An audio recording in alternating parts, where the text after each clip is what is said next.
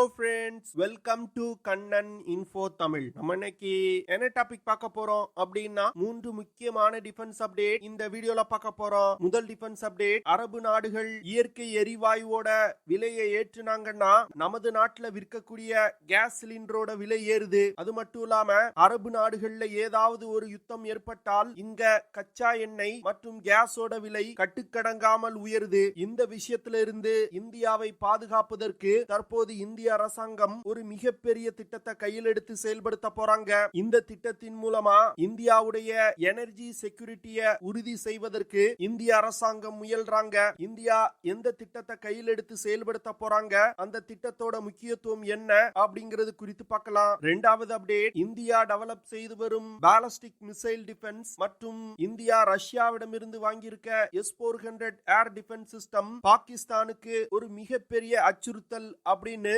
பாகிஸ்தான்ல உள்ள நிறைய டிஃபென்ஸ் எக்ஸ்பர்ட் சொல்லி வர்றாங்க. அவங்க இப்படி சொல்வதற்கு காரணம் என்ன? BDM அப்படிங்கிற பாலிஸ்டிக் மிசைல் டிஃபென்ஸ் மற்றும் S-400 ஏர் டிஃபென்ஸ் சிஸ்டம் இந்தியாவிடம் இருக்கிறதுனால பாகிஸ்தானுக்கு என்னென்ன பிரச்சனைகள் வருவதற்கு வாய்ப்பு இருக்கு, இதன் மூலமா இந்தியாவுக்கு கிடைக்கக்கூடிய நன்மைகள் என்ன அப்படிங்கிறது குறித்து பார்க்கலாம். மூன்றாவது அப்டேட், இந்தியா ஒரே நாள்ல 2 மிசைல்களை வெற்றிகரமா சோதனை செஞ்சிருக்காங்க. ஒரு மிசைல ஹெலிகாப்டர்ல இருந்து வெற்றிகரமா சோதனை செஞ்சிருக்காங்க. இன்னொரு மிசைல போர்க்கப்பல்ல இருந்து சோதனை செஞ்சு பார்த்திருக்காங்க. இந்தியா எந்த மிசைல்களை சோதனை செஞ்சு பார்த்திருக்காங்க, இந்த சோதனையோட முக்கியத்துவம் மற்றும் சோதிக்கப்பட்டிருக்க மிசைலோட செயல்திறன் மற்றும் சிறப்பு அம்சங்கள் என்ன அப்படிங்கிறது குறித்து நம்ம டீடைலா இந்த வீடியோல பார்க்கலாம். நம்ம சேனல்ல டிஃபென்ஸ் மற்றும் ஜியோபாலிட்டிக்ஸ் சம்பந்தமா தினம் ஒரு வீடியோ பப்ளிஷ் பண்ணிட்டு இருக்கோம். உங்களுக்கு நம்ம சேனல்ல பப்ளிஷ் பண்ணக்கூடிய வீடியோஸ் பிடிச்சிருந்துச்சுன்னா சேனலை சப்ஸ்கிரைப் பண்ணி சப்போர்ட் பண்ணுங்க. உங்களுக்கு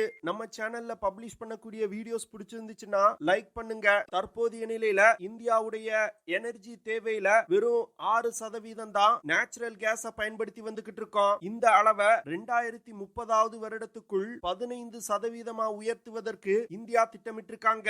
இதற்கு இந்தியா பல்வேறு முன்னெச்சரிக்கை நடவடிக்கைகளை எடுத்து வந்துகிட்டு இருக்காங்க. தற்போதைய நிலையில இந்தியாவுடைய நேச்சுரல் கேஸ் தேவையை 50% கத்தார் நாட்டில இருந்துதான் இறக்குமதி செஞ்சு வந்துகிட்டு இருக்கோம். ஆனா சமீபத்துல கத்தார் மற்றும் இந்தியாவுக்கு இடையே 8 இந்திய முன்னாள் கடற்படை அதிகாரிகளுக்கு மரண தண்டனை கொடுத்தது தொடர்பா பிரச்சனை போய்கிட்டு இருக்கு. இந்த சூழ்நிலையில இந்தியா கத்தார்ல இருந்து இறக்குமதி செய்யக்கூடிய நேச்சுரல் கேஸ வேறு நாட்டிடம் இருந்து இறக்குமதி செய்யலாமா அப்படிங்கிற ஆப்ஷன்களை பார்த்து வந்துகிட்டு இருக்காங்க. அது மட்டும் இல்லாம எப்பொழுதெல்லாம் அரபு நாடுகள் கேஸ் பிரைஸ் இன்க்ரீஸ் பண்றாங்களோ அப்பொழுதெல்லாம் நமது மார்க்கெட்ல இருக்கக்கூடிய கேஸ் சிலிண்டரோட விலை அதிகரிக்கு. அதாவது அப்படி அதிகரிக்கும் பொழுது உணவு, வாகன போக்குவரத்து போன்ற பல்வேறு பொருட்களோட விலை அதிகரிக்கு. இந்த விஷயத்தை தடுப்பதற்கு இந்தியா தற்போது ஒரு மிகப்பெரிய திட்டத்தை கையில் எடுத்து செயல்படுத்த போறாங்க. அதாவது சீனா, அமெரிக்கா மற்றும் மேற்கத்திய நாடுகள் போன்று ஒரு strategic natural gas reserve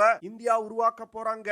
India உருவாக்க உள்ள இந்த strategic natural gas reserve 4 billion cubic metre capacity கொண்டதா இருக்க போகுது. இந்த திட்டத்திற்காக 2 பில்லியன் அமெரிக்க டாலர்களை செலவு செய்வதற்கு இந்தியா திட்டமிட்டிருக்காங்க. இப்படி ஒரு strategic natural gas reserve India கட்டுவதன் மூலம் அரபு நாடுகள்ல கேஸோட விலை கூடினாலும் இந்தியா இந்த ஸ்ட்ராட்டஜிக் நேச்சுரல் கேஸ் ரிசர்வ்ல தேக்கி வச்சிருக்க கேஸ பயன்படுத்தும் பொழுது விலை இந்திய மார்க்கெட்ல ரொம்ப அதிகமாகாது. அது மட்டும் இல்லாம நமது நாட்டோட பொருளாதாரத்தை அரபு நாடுகளால இனி நிர்ணயிக்க முடியாது. இந்த ஸ்ட்ராட்டஜிக் நேச்சுரல் கேஸ் ரிசர்வ் போன்ற கட்டமைப்புகளை ஐரோப்பிய நாடுகள் மற்றும் சீனா பல வருடங்களுக்கு முன்பே கட்டி வச்சிருக்காங்க.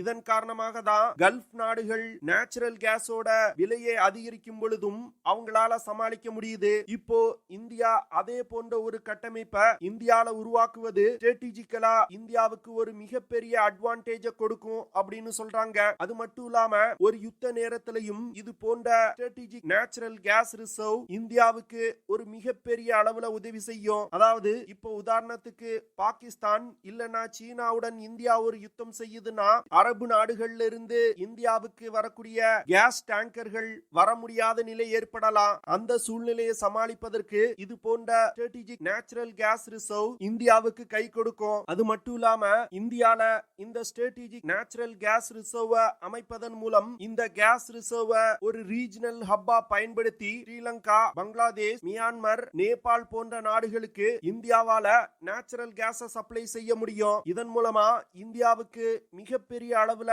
வருவாய் கிடைப்பதற்கும் வாய்ப்பு இருக்கு. முதல்ல இது போன்ற ஸ்ட்ராட்டஜிக் நேச்சுரல் கேஸ் ரிசர்வ் கட்டுவதற்கு இந்திய அரசாங்கம் யோசனை செஞ்சாங்க. ஏன்னா இதற்கு பல பில்லியன் டாலர்கள் செலவாகும். ஆனா தற்போது உலகத்துல நடந்து வரும் ஜியோபாலிட்டிக்கல் நிகழ்வுகளை பார்க்கும் பொழுது இது போன்ற ஸ்ட்ராட்டஜிக் நேச்சுரல் கேஸ் ரிசர்வ் இந்தியாவுடைய எனர்ஜி செக்யூரிட்டிக்கு மிகவும் ஒரு முக்கியமான விஷயம் அப்படின்னு இந்தியா நினைக்கிறாங்க. இதனை தொடர்ந்து Indian petroleum minister Hardeep Singh puri இந்த ப்ராஜெக்ட எப்படி செயல்படுத்தலாம் அப்படின்னு ரிப்போர்ட் கேட்டிருக்காரு. இன்னும் கூடிய விரைவில் இந்த strategic natural gas reserve India கட்ட தொடங்குவாங்க. இந்த ஸ்ட்ராட்டஜிக் நேச்சுரல் கேஸ் ரிசர்வ் மட்டும் கட்டப்பட்டால் இந்தியால கேஸோட விலை ரொம்ப அதிகரிக்காது. அது மட்டும் இல்லாம இது போன்ற கட்டமைப்பெல்லாம் இந்தியா பல வருடங்களுக்கு முன்பே கொண்டு வந்திருக்கணும். ஏன்னா ஒரு யுத்த நேரத்துல கேஸை பயன்படுத்தி இயங்கக்கூடிய முக்கியமான இண்டஸ்ட்ரீஸோட ஆபரேஷன் தடைபடாமல் இருப்பதற்கு இந்த ஸ்ட்ராட்டஜிக் நேச்சுரல் கேஸ் ரிசர்வ் உதவி செய்யும். அது மட்டும் இல்லாம கேஸோட விலை குறைவா இருக்கும் பொழுது அதிகமா வாங்கி இந்தியால ஸ்டோர் செஞ்சு வச்சுக்கிட முடியும். கேஸோட விலை ஏறும் பொழுது இந்த ரிசர்வ்ல இருந்து எடுத்து இந்தியா பயன்படுத்த முடியும். மறுபடியும் கேஸோட விலை குறையும் பொழுது நேச்சுரல் கேஸ திருப்பி இம்போர்ட் செஞ்சு கொள்ள முடியும். இதனால கேஸ் இறக்குமதியில இந்தியாவுக்கு ஒரு மிகப்பெரிய பிளெக்சிபிலிட்டியை கொடுக்கும். என்ன பொறுத்தமட்டில் இந்தியா உருவாக்க உள்ள இந்த ஸ்ட்ராட்டஜிக் நேச்சுரல் கேஸ் ரிசர்வ் திட்டம் இந்தியா அரபு நாடுகளுக்கு வைக்கக்கூடிய ஒரு செக்கா தான் நான் பார்க்கிறேன். ஏன்னா இந்தியாவுடைய பொருளாதாரத்தை இனி மற்ற நாடுகளால் முடிவு செய்ய முடியாது. இரண்டாவது அப்டேட், பாகிஸ்தானுடைய international institute for strategic study அப்படிங்கிற அமைப்பு சமீபத்துல ஒரு ரிப்போர்ட் பப்ளிஷ் பண்ணிருக்காங்க. அந்த ரிப்போர்ட்டோட பெயர் தி மிலிட்டரி பேலன்ஸ் 2023. இந்த ரிப்போர்ட்ல இந்தியா புதிதாக டெவலப் செய்து வரும் பிடிஎம் அப்படிங்கிற பாலிஸ்டிக் மிசைல் டிஃபென்ஸ் சிஸ்டம் மற்றும் ரஷ்யாவிடம் இருந்து இந்தியா வாங்கியிருக்க S-400 ஏர் டிஃபென்ஸ் சிஸ்டத்தினால பாகிஸ்தான் சந்திக்கக்கூடிய சவால்கள் என்ன, பாகிஸ்தான் எப்படி தன்னுடைய ஏர் டிஃபென்ஸ் கேப்பபிலிட்டியை அதிகரிக்கணும் அப்படின்னு பேசியிருக்காங்க. இன்ஸ்டிடியூட் ஃபார் ஸ்ட்ராட்டஜிக் ஸ்டடி அமைப்பு வெளியிட்டிருக்க அந்த ரிப்போர்ட்ல தற்போது பாகிஸ்தான் படையில பயன்பாட்டில் உள்ள ராட் மற்றும் பாபர் போன்ற லேண்ட் அட்டாக் க்ரூஸ் மிசைல்னால இந்தியாவுடைய பாலிஸ்டிக் மிசைல் டிஃபென்ஸ் சிஸ்டத்தை பெனிட்ரேட் செய்ய முடியாது அப்படின்னு சொல்லியிருக்காங்க. இந்த விஷயம் பாகிஸ்தானுக்கு ஒரு யுத்த நேரத்துல மிகப்பெரிய பிரச்சனைகளை ஏற்படுத்தும் அப்படின்னு சொல்லியிருக்காங்க. அது மட்டும் இல்லாம தற்போது பாகிஸ்தான் படையில உள்ள ஏர் டிஃபென்ஸ் சிஸ்டங்கள் ஃபைட்டர் ஜெட் விமானம் மற்றும் பாமர் விமானங்களை தாக்கி அழிப்பதற்காக மட்டுமே உருவாக்கப்பட்டிருக்கு. இதனால பாகிஸ்தான் மீது இந்தியா ஏவுகணைகளை ஏவி தாக்குதல் நடத்தும் பொழுது இந்த ஏர் டிஃபென்ஸ் சிஸ்டங்கள் பாகிஸ்தானுக்கு பாதுகாப்பு அளிக்காது அப்படின்னு அவங்க சொல்லியிருக்காங்க. அதனால பாகிஸ்தான் தன்னுடைய ஏர் டிஃபென்ஸ் கேப்பபிலிட்டியில மிகப்பெரிய மாற்றங்களை கொண்டு வரணும் அப்படின்னு சொல்லியிருக்காங்க. பாகிஸ்தானும் சொந்தமாக இந்தியா போன்று ஒரு பாலிஸ்டிக் மிசைல் டிஃபென்ஸ் சிஸ்டத்தை உருவாக்கணும் அப்படின்னு அவங்க பரிந்துரை பண்ணியிருக்காங்க. இந்தியா, சீனா மற்றும் பாகிஸ்தான்ல இருந்து வரக்கூடிய மிசைல் தாக்குதல்ல இருந்து தன்னுடைய நாட்டை பாதுகாப்பதற்கு பல அடுக்குகள் கொண்ட மிசைல் டிஃபென்ஸ் சிஸ்டத்தை டெவலப் செய்து வந்துகிட்டு இருக்காங்க. அதுல அவங்க குறிப்பிடத்தக்க வெற்றியும் பெற்றுட்டாங்க. இந்தியா டெவலப் செஞ்சிருக்க பாலிஸ்டிக் மிசைல் டிஃபென்ஸ் சிஸ்டத்துல பாட் அப்படிங்கிற மிசைல் டிஃபென்ஸ் சிஸ்டத்தினால 50 கிலோமீட்டர்ல இருந்து 180 கிலோமீட்டர் உயரத்துல இருந்து வரக்கூடிய மிசைல்களை கூட தாக்கி அழிக்க முடியும். அடுத்து ஏஏடி அப்படிங்கிற இன்னொரு மிசைல் டிஃபென்ஸ் சிஸ்டத்தினால 20 முதல் 40 கிலோமீட்டர் உயரத்துல இருந்து வரக்கூடிய மிசைல்களையும் தாக்கி அழிக்க முடியும். இதனால பாகிஸ்தானிடம் தற்போது உள்ள பாலிஸ்டிக் மிசைல்கள்னால இந்தியாவை தாக்க முடியாத நிலை ஏற்படும். ஒரு யுத்த நேரத்துல பாகிஸ்தான் மிசைல்கள்னால இந்தியாவை தாக்க முடியலன்னா பாகிஸ்தானுக்கு அந்த யுத்தத்துல மிகப்பெரிய பின்னடைவை ஏற்படுத்தும். அதனால இந்தியா டெவலப் செஞ்சிருக்க இந்த பாலிஸ்டிக் மிசைல் டிஃபென்ஸ் சிஸ்டம் தெற்காசியாவின் ராணுவ சமநிலையவே மாற்றி அமைப்பதா இருக்கு அப்படின்னு இன்ஸ்டிடியூட் ஃபார் ஸ்ட்ராட்டஜிக் ஸ்டடி அமைப்பு சொல்லியிருக்காங்க. இந்த பாலிஸ்டிக் மிசைல் டிஃபென்ஸ் சிஸ்டம் தவிர இந்தியாவிடம் ரஷ்யாவிடம் இருந்து இறக்குமதி செஞ்ச S-400 ட்ரையம், இஸ்ரேல் மற்றும் இந்திய கூட்டு தயாரிப்பு ஏர் டிஃபென்ஸ் சிஸ்டமான பாரக் 8, இந்தியாவின் உள்நாட்டு தயாரிப்பு ஏர் டிஃபென்ஸ் சிஸ்டமான ஆகாஷ் போன்ற பல்வேறு விதமான சர்ஃபேஸ் டு ஏர் மிசைல் சிஸ்டங்கள் இருக்கு. இந்த சிஸ்டத்தை இந்தியா ஒரு நெட்வொர்க் போன்று ஒருங்கிணைச்சு வச்சிருக்காங்க.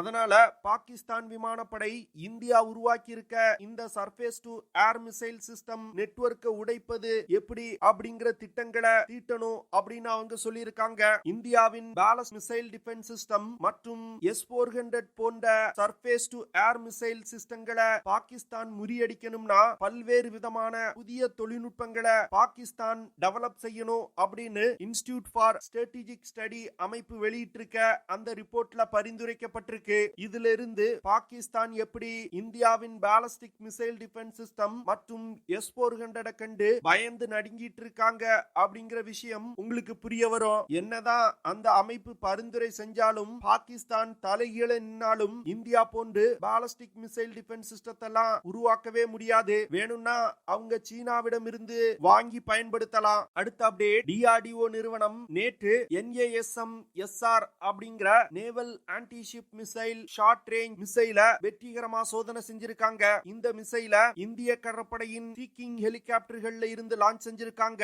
லான்ச் செய்யப்பட்ட NASM-SR மிசைல் இலக்கை மிக துல்லியமா தாக்கியிருக்கு. இந்த NASM-SR மிசைலை டெவலப் செஞ்சிருப்பது இந்திய கடற்படையின் தாக்கும் திறனை மிகப்பெரிய அளவுல அதிகரிக்கும் அப்படின்னு டிஃபென்ஸ் எக்ஸ்பர்ட் சொல்றாங்க. NASM-SR மிசைல்னால குறைந்தபட்சமா 5 கிலோமீட்டர்ல இருந்து அதிகபட்சமா 55 கிலோமீட்டர் தூரத்துல உள்ள இலக்குகளை கூட மிக துல்லியமா தாக்க முடியும். இந்த மிசைல்னால 100 கிலோகிராம் எடை கொண்ட வெடிப்பொருட்களை சுமந்து சென்று எதிரிகளின் போர்க்கப்பல்கள் மீது மிக துல்லியமான தாக்குதல்களை நடத்த முடியும். இந்த மிசைல்னால அதிகபட்சமா 980 கிலோமீட்டர் பெர் ஹார் வேகத்துல பறந்து சென்று இலக்குகளை தாக்க முடியும். DRDO இந்த NASM-SR மிசைல் தவிர NASM-MR அப்படிங்கிற naval antiship missile medium range மிசைலையும் டெவலப் செய்து வந்துகிட்டு இருக்காங்க. இந்த மிசைல் அமெரிக்க கடற்படையில் பயன்பாட்டில் உள்ள ஹர்பூன் கிளாஸ் ஆன்டிஷிப் மிசைலுக்கு நிகரான ஒரு மிசைலா இந்தியா டெவலப் செஞ்சு வந்துகிட்டு இருக்காங்க. இந்த NASM-MR மிசைல்னால அதிகபட்சமா 350 கிலோமீட்டர் தூரத்துல உள்ள போர்க்கப்பல்களை மிக துல்லியமா தாக்க முடியும். இந்த மிசைல்களை மீடியம் சைஸ் போர்க்கப்பல்கள், பிரிகேட்ஸ், கோர்வெட், டெஸ்ட்ராயர்ஸ் போன்ற பல்வேறு போர்க்கப்பல்கள் மீது தாக்குதல் நடத்துவதற்கு பயன்படுத்த முடியும். NASM மற்றும் MR மிசைல்கள் இந்திய கடற்படையில் இணைக்கும் பொழுது இந்திய கடற்படையின் தாக்கும் திறன் மிகப்பெரிய அளவுல அதிகரிக்கும். இந்த மிசைல்களை பயன்படுத்தி எதிரி போர்க்கப்பல்களை நமது கடல் எல்லைக்குள் வரவிடாமல் அச்சுறுத்த முடியும். அது மட்டும் இல்லாம இந்திய பெருங்கடல் பகுதியில சீன கப்பல்களை தாக்கி அழிப்பதற்கும் வரும் காலத்துல இந்தியா இந்த மிசைல்களை பெருமளவுல பயன்படுத்தலாம். அடுத்த அப்டேட், இந்திய கடற்படை பிரம்மோஸ் மிசைலோட எக்ஸ்டெண்டட் ரேஞ்ச் மிசைல INS இம்பால் போர்க்கப்பல்ல இருந்து சோதனை செஞ்சிருக்காங்க. இந்த சோதனை தான் பிரம்மோஸ் மிசைலோட எக்ஸ்டெண்டட் ரேஞ்ச் மிசைல முதல்ல போர்க்கப்பல்கள்ல இருந்து நடத்தப்படுவது. வழக்கம் போல பிரம்மோஸ் மிசைல்கள் இலக்கை மிக துல்லியமா தாக்கியிருக்கு. பிரம்மோஸ் மிசைல் சோதிக்கப்பட்ட INS இம்பால் போர்க்கப்பல் மேசகென்டாக் ஷிப் பில்டிங் லிமிடெட் நிறுவனத்தால் உருவாக்கப்பட்டது. இந்த போர்க்கப்பல் 7400 டன் எடை கொண்டது. அது மட்டும் இல்லாம இந்த போர்க்கப்பல்கள்னால அதிகபட்சமா 56 கிலோமீட்டர் பெர் ஹார் வேகத்துல பயணிக்க முடியும். INS இம்பால் போர்க்கப்பல்ல கிட்டத்தட்ட 75% பாகங்கள் உள்நாட்டிலே தயாரிக்கப்பட்டிருக்கு. இது போன்ற ஒரு சக்தி வாய்ந்த போர்க்கப்பல்ல இருந்து பிரம்மோஸ் ER மிசைல சோதித்திருப்பது ஸ்ட்ராட்டஜிக் முக்கியத்துவம் வாய்ந்த விஷயமா டிஃபென்ஸ் எக்ஸ்பர்ட்ஸ் பார்க்கறாங்க. பிரம்மோஸ் ER மிசைல்னால 400 முதல் 500 கிலோமீட்டர் தூரத்துல உள்ள இலக்குகளை மிக துல்லியமா தாக்க முடியும். இது போன்ற ஸ்ட்ராட்டஜிக்கல் முக்கியத்துவம் வாய்ந்த 2 மிசைல்களை இந்தியா சோதித்திருப்பது மிகவும் ஒரு முக்கியமான விஷயமா டிஃபென்ஸ் எக்ஸ்பர்ட்ஸ் பார்க்கறாங்க. ஏன்னா சமீப காலமா இந்தியா தன்னுடைய கடற்படையோட தாக்கும் திறனை அதிகரிப்பதுல அதிக கவனம் செலுத்தி வந்துகிட்டு இருக்காங்க. அதற்காக தான் இது போன்ற மிசைல் சோதனைகளை நடத்துறாங்க அப்படின்னு சொல்லப்படுது. ஓகே ஃப்ரெண்ட்ஸ், நம்ம வீடியோவோட நிறைவு பகுதிக்கு வந்துட்டோம். இதெல்லாம் தான் நான் உங்ககிட்ட ஷேர் பண்ணணும் அப்படின்னு நினைச்ச விஷயங்கள். ஐ ஹோப் நான் ஷேர் பண்ண விஷயங்கள் உங்களுக்கு பிடிச்சிருக்கும்னு நினைக்கிறேன். அப்படி பிடிச்சிருந்துச்சுன்னா ஷேர் பண்ணுங்க, லைக் பண்ணுங்க, கமெண்ட் பண்ணுங்க. மறக்காம நம்ம சேனலுக்கு சப்ஸ்கிரைப் பண்ணுங்க. அப்படியே அந்த பெல் நோட்டிபிகேஷனை கிளிக் பண்ணி ஆல்ங்கிற ஆப்ஷனை எனேபிள் பண்ணிக்கங்க. See you in the next video. Jai Hind.